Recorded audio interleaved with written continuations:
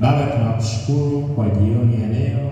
Asante kwa sababu tumekuwa hapa baadhi tangu asubuhi, na asante kwa jioni hii tena kukumbusha kuweza kuwepo katika muda huu wa maombi uliotengwa na kanisa kiulimwengu, na nakushukuru kwa hawa ambao wamefika. Tunakubaliana hata tukiwa wawili, tukiwa watatu, tutaendelea na huduma hii ya maombi. Tunaalika uwepo wako sasa uwe pamoja nasi tunapoenda kutafakari maneno haya katika jina la Yesu, amina. Amen. Somo la jioni ya leo linasema taa yako na ing'ae milele. Bwana asifiwe. Taa yako na ing'ae milele. Taa yako na ing'ae milele, yaani taa ama nuru yako na ing'ae nini? Milele. Nilikuwa na tafakari kitabu cha Kutoka, nadhani tunaanza kuzungumza mambo ya hema takatifu, ama unaweza kuita tabernacles, madhabahu ama nyumba ya Bwana. Bwana asifiwe. Na kuna vitu vingi sana vinatajwa. Nilikuwa nilivutiwa na ile hema Mungu alipotoa ielekezo kujengwa. Ina vitu vingi sana, na kwa kifupi ni kwamba kwa sababu ya muda hapa, kila kilichoelekezwa Mungu kilikuwa kinawakilisha Mungu mwenyewe. Bwana Yesu asifiwe. Kwa mfano, ukizungumza ile sehemu waliokuwa wanatoa sadaka za kila siku za nyama kama sehemu ya altar, ambayo nadhani tumeiona sana siku ya leo, sura 28 ya siku ya sura 27, ni sehemu walikuwa wanatoa kila siku sadaka, asubuhi jioni wanatoa. Unaona zile sadaka zile, wale kondoo wanyama walikuwa wanamwakilisha Yesu mwenyewe. Bwana Yesu asifiwe sana. Na utaona hata mkate ulikuwa unawakilisha nani? Yesu. Wanasikia rafiki akizungumza hivi. Maji yale ilikuwa anawakilisha nini? Yesu, maji ya uzima wa milele. Bwana asifiwe. Ile light lampstands ile ilikuwa taa inatoa mwanga, yale mafuta, Roho Mtakatifu. Lakini Yesu Kristo ndio mwenye nuru ya ulimwengu. Kile kiti cha enzi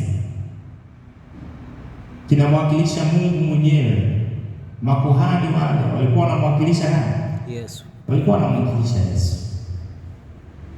Kwa hiyo ni jambo ambalo lilikuwa kwa sababu lilielekezwa na Mungu, manake alitaka watu waweze kumwabudu hivyo. Maana alikuwa anasema ajengewe ili akutane na watu wake. Kwa hivyo ni mahali ambapo kwa kweli uwepo wa Mungu ulikuwa hapo. Maanake ni kwamba mahali popote watu wanapoabudu, uwepo wa Mungu unakuwa hapo. Bwana asifiwe. Kama mnaabudu kwenye miti, ili ndani mioyo yenu imefunguka imeenda kwa Mungu, Mungu yuko pale. Mungu yuko pale. Hata kama mpo kwenye miti, mko wangapi? Wawili. Roho Mungu yuko pale, na mioyo yenu imeenda kwa nani? Kwa Mungu. Hata mkiwa kule kwenye familia, ndio kanisa la nyumbani, Roho Mungu, uwepo wa Mungu uko pale. Bwana asifiwe. Yaani popote wanapokusanyika wawili, watatu, wanne, watano, 10, 20, ili mradi mioyo yenu iko kwa Mungu, uwepo wa Mungu uko pale, maana Mungu anakutana na nini? Na kusudi la kujenga nyumba za ibada ni ili Bwana aweze kuwepo na sisi pale. Bwana asifiwe sana. Na sasa mimi leo wakati naandika, wale mnasoma, niliambiwa na nyinyi wanafunzi wa mnasoma article zangu, zinasomwa na watu wengi. Nilipenda ile mafuta ya mizeituni walioelekezwa kufanya, alafu waiweke. Tusome aya 20, nawe waamuru wana wa Israeli wakuletee mafuta ya zeituni safi kupondwa kwa ajili ya nuru, ili kufanya ile taa kuwaka daima. Bwana asifiwe. Yaani yale mafuta yawekwe yafanye kuwa taa inayotoa nuru. Bwana asifiwe. Kutoa mwanga yaani hili, kwa mfano taa hizi, nilikuwa naongea na Emmanuel hapo. Zamani walikuwa wanatumia koroboi nadhani kule vijijini bado wanatumia. Hii ni kwa ndani kule kabisa, huko Sukumani wao bado wanatumia kwa ndani kabisa. Hata nilikuwa Msoero, maeneo ya ndani vijijini, nilikuwa na wanatumia koroboi, na ile nyingine ni chemli. Chemli zina kioo fulani ili ziwe na mwanga, si wanaweka mafuta. Si wanaweka mafuta si ni sawa? Wanaweka mafuta alafu inatoa mwanga mzuri, na unaona, unapika, unafanya shughuli zote. Sasa na sisi kama Wakristo,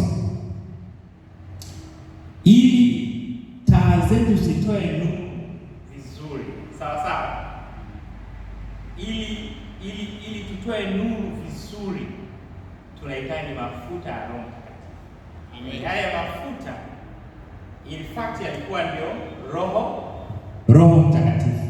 Bwana asifiwe. Sasa Roho Mtakatifu anapoingia ndani ya maisha ya mwanadamu, analeta badiliko, na huyu Roho Mtakatifu ndiye ambaye anakwambia hii ni dhambi, sawa sawa, iache. Kwa mfano, kwenye hiyo hema watu walikuwa wanaishi pembeni huko, si ni sawa? Roho Mtakatifu ndio alikuwa anawaambia, Bwana, sasa umetenda dhambi, chukua mwanakondoo. Maana ilikuwa ni kila siku, asubuhi na jioni. Roho wa Mungu alikuwa anawaambia, sasa Bwana, sasa hivi nadhani taa yako inazima. Roho wa Mungu anaambia taa yako imani haiko sawa. Kachukue. Roho wa Mungu anaambia, sasa hapo umetenda dhambi, chukua mwanakondoo. Bwana asifiwe. Amen. Nenda kamchinje pale kwenye ile ardhi, upate ondoleo la nini? La dhambi. Na leo hivi Roho wa Mungu, kwa sababu yuko ndani yetu, anatuambia, Bwana, wewe umetenda dhambi. Yaani unapokubali tu Roho wa Mungu akuongoze ndani yako, utaona tu anakwambia kabisa, tena anakukumbusha kwamba, Bwana, hichi unachokitenda ni dhambi, hakifai. Nenda ukakitulie, nenda ukakiache, ili mambo yako yaweze kuwa mazuri. Sasa vile unavyokubali ndivyo unavyong'aa. Bwana asifiwe sana. Vile unavyokubali ndivyo unavyotoa nuru. Maana umekubali Roho wa Mungu akuongoze, umekubali Roho wa Mungu akutawale. Bwana asifiwe. Umekubali kila kitu kukisalimisha kwake, na kwa hiyo unaona Roho wa Mungu anafanya nini? Anakuongoza kila siku. Na mimi na sasa Roho wa Mungu anapotujaa kama mafuta, tunang'aa. Yaani tunang'aa. Katika Wagalatia sura ya 5 mstari wa 16 anasema, kubalini kuongozwa na Roho nini? Mshakubali na kuongozwa na Roho wa Mungu, anasema hamtokuwa na yale matendo ya mwili yanayo kwenye aya 18 hapo mpaka 28 mpaka 21. Ile 22 inasema, sasa mtakapokuwa na Roho wa Mungu, mmejaa mafuta, kwa maana Roho wa Mungu, mtatoa matunda. Yale matunda, kuna upendo 22 mpaka 26. Kuna amani, kuna furaha, kuna utu wema, kuna uvumilivu, kuna kiasi, uwezo wa kujitawala. Kwa mfano leo wewe ni kijana, umeenda kule umetembea huko hospitalini, umekutana na vitu vingine vya ajabu watu vitamfurahisha kutenda dhambi, si sawa? Lakini huu ulimwengu unaona, ukipita leo na simu hapo, wewe umechezea simu tangu asubuhi, umekuwa kwenye simu, mara umeenda kwenye Instagram umekutana na picha chafu. Si Roho Mungu anakuambia usiangalie hiyo, unaacha. Bwana asifiwe sana. Kuna mchungaji mmoja wiki iliyopita nikiwa pale kwenye federation ile ya Kasa, akaniambia even before that, akasema ukiwa na Roho wa Mungu sawa sawa, anakukataza kutenda maovu yote. Hata ukiwa na simu yako, kama kuna vitu uliweka wakfu kwa Mungu, ukiwa vinakuja vitu vichafu, maana unaweza ukatazama hivi, inakwambia kuna vitu vinakuja vipicha vya ajabu Mungu. Kwa sababu una Roho wa Mungu, nuru yako inang'aa, unaacha. Bwana asifiwe sana. Amen. Hivi mnaelewa vizuri? Hiyo maana ni kwamba ishara ya kwamba wewe unaongozwa na Roho wa Mungu. Roho wa Mungu yuko na wewe. Roho wa Mungu anakutawala kihisia, anakutawala kiakili, anakutawala kimwili, anakutawala kiroho, anakutawala kijamii. Yaani Roho Mungu ameteki part of your whole body. Anakuongoza katika njia zilizo za kweli. Na wewe sasa unaamua kuzaa matunda. Kwa mfano, mimi nimeona ni kama kuna hali fulani ya chuki. Unanielewa vizuri? Kwa mfano ile vita inaendelea kati ya Iraq Ukraine na Russia, wa Israeli na wa Irani, si na wa Palestina. Unaelewa vizuri? Inapandikiza roho ya chuki miongoni mwa watu. Inapandikiza nini? Roho ya chuki. Sasa ili uiondoe ile roho ya chuki, ni lazima kuwepo na Roho wa Mungu kati yao. Bwana Yesu asifiwe sana. Na lazima awepo mpatanishi. Na unajua waishapatanishwa sana na wanadamu, lakini lazima awepo mtu ambaye amejaa mafuta ya Roho Mtakatifu. Bwana asifiwe sana. Ambaye hato balance huku na huku. Kwa mfano Trump, yeye amejaribu kwenda kupiga ile. Sasa unadhani kupatanisha unakuja kwa kupiga, kwenda kuipiga Iran. Upatanisho hauwezi kuja kwa njia hiyo. Upatanisho unakuja kwa kubalance, kusikiliza huku na huku na kuweka watu wale wanaogombana pamoja, sawa sawa. Sio kwa hiyo kwenda kupiga vita. Sasa anahitajika mtu ambaye anaweza kuleta upatanisho na kuleta uponyaji wa kweli. Na huyu sio mwingine, ni lazima awe mwenye sifa ya nguvu ya Roho Mtakatifu. Awe mwenye sifa ya roho nini? Mwenye aliyejaa mafuta ya Roho Mtakatifu. Nataka niwaambie sasa, yule ambaye aliweza kupatanisha ulimwengu kwenye hiyo hema. Sasa unaona hata ile hema takatifu, kulikuwa kuna pazia lile, si ndio? Kulikuwa na pazia. Lile pazia siku ile Yesu, Bwana asifiwe sana. Ukisoma Waefeso sura ya 2 ile, akaleta neema. Waefeso sura ya 2 inazungumza vizuri hiyo upatanisho. Yesu akafanya upatanisho wa kweli kwa sababu alijaa nguvu ya Roho Mtakatifu. Akaleta upatanisho watu wa huku na wa huku, Wayahudi na Wayunani wa mataifa, akaleta upatanisho wa kweli. Na hili sasa ameliambukiza kwa watu wake. Watu wake wakijaa mafuta ya Roho Mtakatifu wanakuwa ni wapatanishi wa kweli katika ulimwengu. Kwa nini? Kwa sababu wanakuwa wamejaa matunda nini? Ya Roho, tunda la Roho Mtakatifu. Wana upendo, wana amani, wana furaha, wana utu wema. Wanaweza kupatanisha familia zilizogombana kwa sababu wamejaa mafuta ya Roho Mtakatifu. Taa yao inang'aa milele. Bwana asifiwe. Taa yao inawaka, ina nuru ya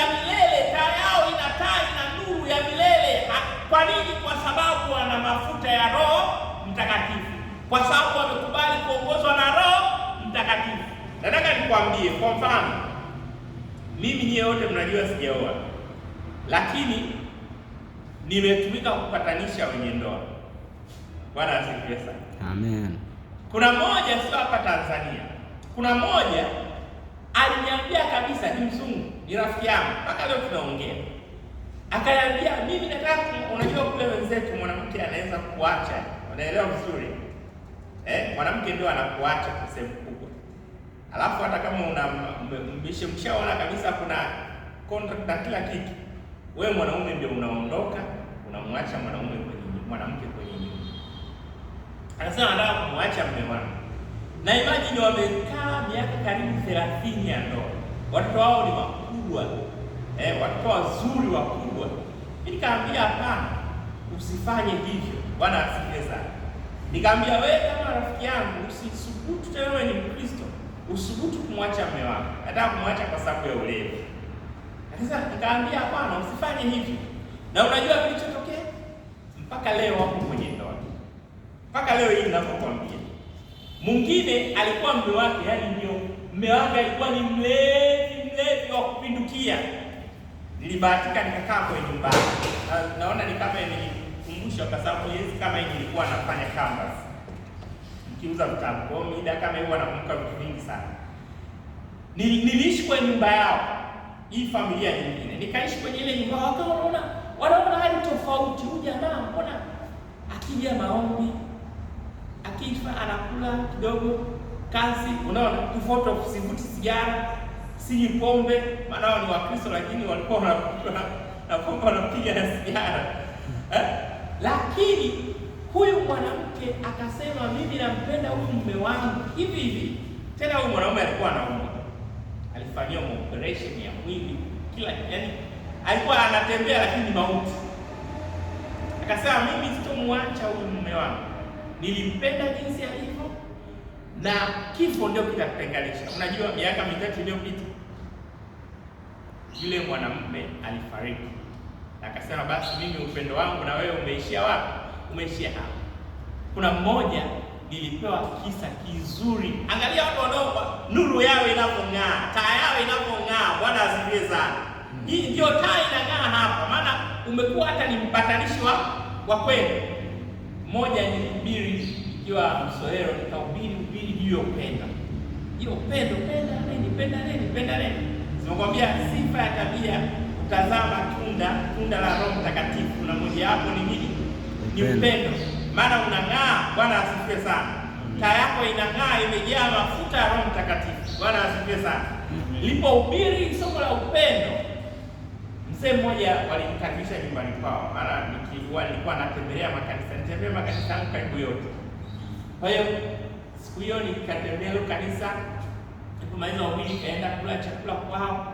Alafu akaniambia, Pastor Rajab, kuna kisa nataka nikwambie. Leo somo umezungumza sana. Kuna dada mmoja hapa alimpenda mume wake. Huyu mwanaume alimpenda mume wake kweli, yani kweli. Na huyo mwanaume unajua alifanya nini? Huyo mwanaume alikuwa na HIV. Bwana kimu. Wewe unaweza kukubali kuolewa na mtu mwenye ukimwi? Unaweza kweli? Unaweza kweli? Kwa hii dunia leo inawezekana kweli? Haiwezekani. Lakini yule mama alimpenda mume wake, alimpenda mpaka dakika za mwisho. Ile nuru, mataa yake ilikuwa ina nuru inayong'aa. Bwana asifiwe sana.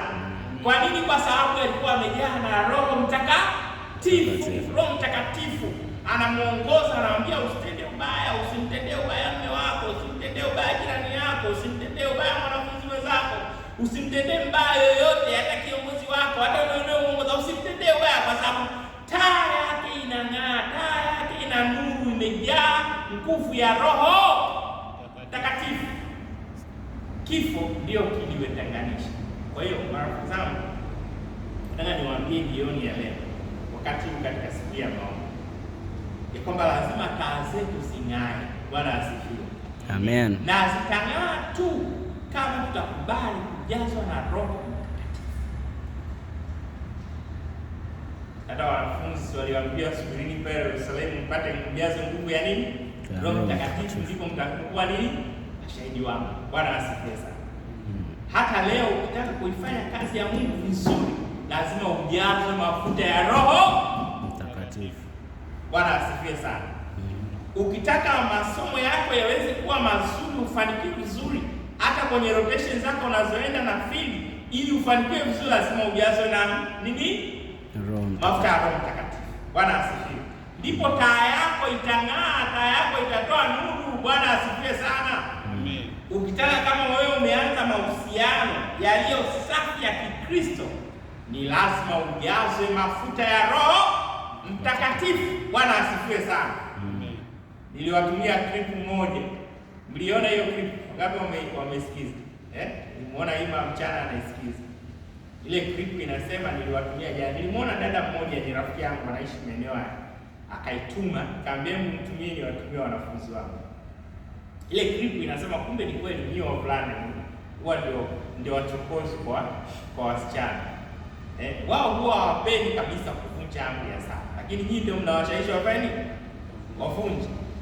Tena huyo mshauri anasema mkimbie mwanaume yoyote ambaye anakushawishi utende nini? Uvunje amri ya saba kabla ya ndoa. Wewe unadhani hilo linawezekana? Hivi lazima uwe na Roho Mtakatifu ndio ukatae kuvunja amri za Mungu. Bwana asifiwe sana. Wangapi mnaelewa hapa? Lazima uwe na Roho Mtakatifu, hasa kwa kizazi chenu hiki. Lazima uwe na Roho Mtakatifu. Roho Mtakatifu akikujaa, unaikimbia dhambi kama ulivyokuwa unakimbia korona. Unakimbia kabisa, unaikataa dhambi kabisa. Kwa hiyo Roho Mtakatifu, mafuta ya Roho Mtakatifu yakijaa ndani yako, utang'aa vizuri, taa yako itang'aa vizuri, itatoa nuru vizuri ya milele. Na hiyo nuru, hata ukiingia kwenye mahusiano ya kiurafiki, kiuchumba, ukiingia katika ndoa, katika familia, utakuwa na nuru nzuri. Bwana asifiwe sana. Amen. Ukiwa kiongozi, nyinyi wengine hapa ni viongozi, na nampenda Emmanuel. Bwana asifiwe. Amen. Ukijazwa na mafuta ya Roho Mtakatifu vizuri, utaongoza vizuri, utaongoza wenzako vizuri, utawatia moyo. Unamuona kwenye grupu la WhatsApp, anawatia moyo, anawakumbusha kwenye maombi. Bwana asifiwe. Amen. Hiyo ni ishara kwamba taa yake inang'aa, taa yake inatoa nuru, wengine waione. Bwana asifiwe. Biblia inasema si ni nuru ya nini?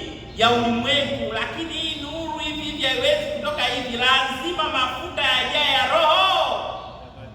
Bwana asifiwe sana. Lazima tujazwe mafuta ya Roho Mtakatifu, mwili ujae matunda, yale matunda yale yajae ndani yetu, tuyatoe, watu wayaone.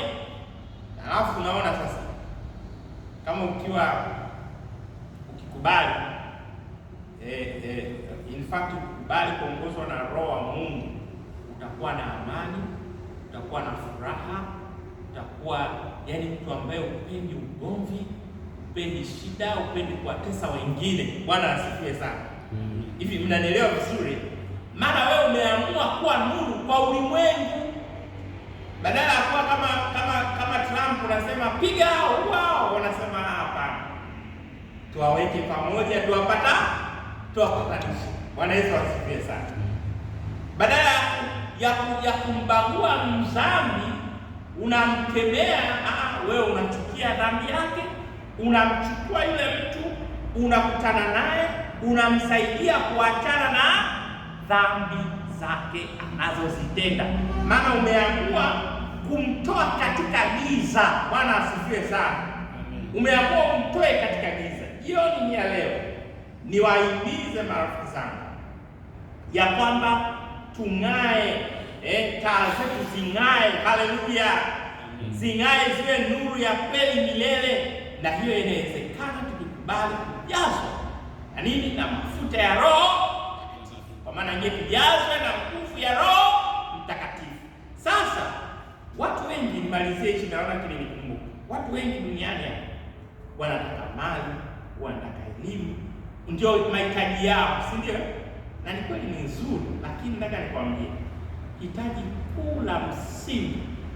Maana hiyo vyote watu wamepata, lakini ndoa zinavunjika. Watu wamepata wanauana, si ni kweli?